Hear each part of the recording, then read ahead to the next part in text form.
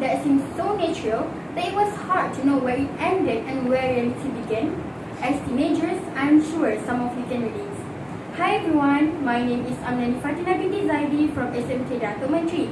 Today, I would like to talk about the book that has been adapted into 2016 film, A Monster Calls by Ness. However, the idea of this book was from Shobanda. So, this book is a fantasy novel about a teenage boy coming to terms with his mother's terminal illness. It consisted of 205 pages and was published by Candlewick Press. This captivating novel tells the story of Connor, whose mother suffers from cancer. One day, Connor accidentally summons a huge tree monster to cope with his issue of misfortune.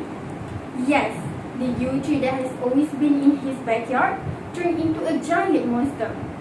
Now, the monster usually appears at 12:07 a.m.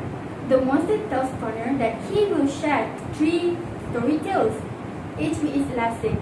But Connor had to tell the last story. He must tell the truth.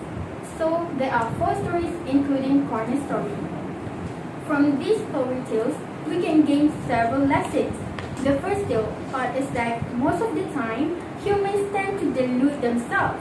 In this case, Connor is a master at self-deception, as he tries to convince himself that his mother is going to be okay, despite knowing deep down that she will probably not get better.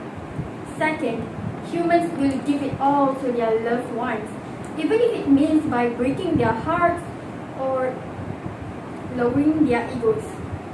In this story tale, the monster tells Connor that when times were easy, the parson destroyed the apothecary business.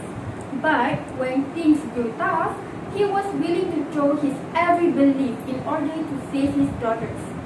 Now, the last tale that the monster tells is most directly to Connor's life. Connor is an invisible boy and whom people have become used to not seeing. In this world, teenagers who are neglected and lack love will do everything to gain attention from others.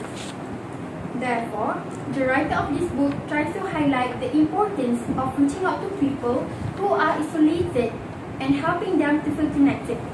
Nobody around Connor understands what he's going through and how he feels. These include his teachers, his friends, and also his own father. Lastly, the fourth tale is actually Connor's nightmare. He always had a nightmare about letting his mom's hand go at the edge of the cliff.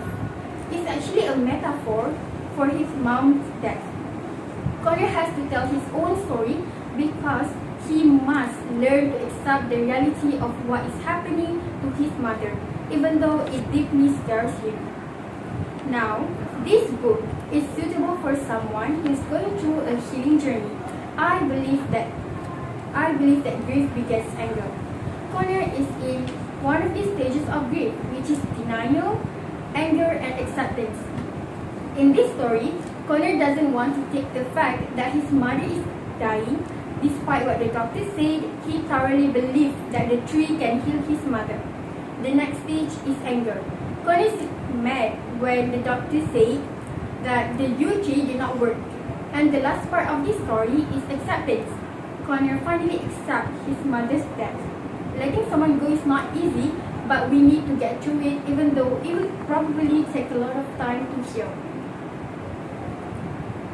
Therefore, I rated this book a 5-star because I can relate to some of Connor's characteristics. I learned that stories don't always have happy ending. After everything we've been through, there must be at least one thing that we learn from our past. As the saying goes, every cloud has a silver lining. That's all from me. Remember to always appreciate your loved one. Thank you.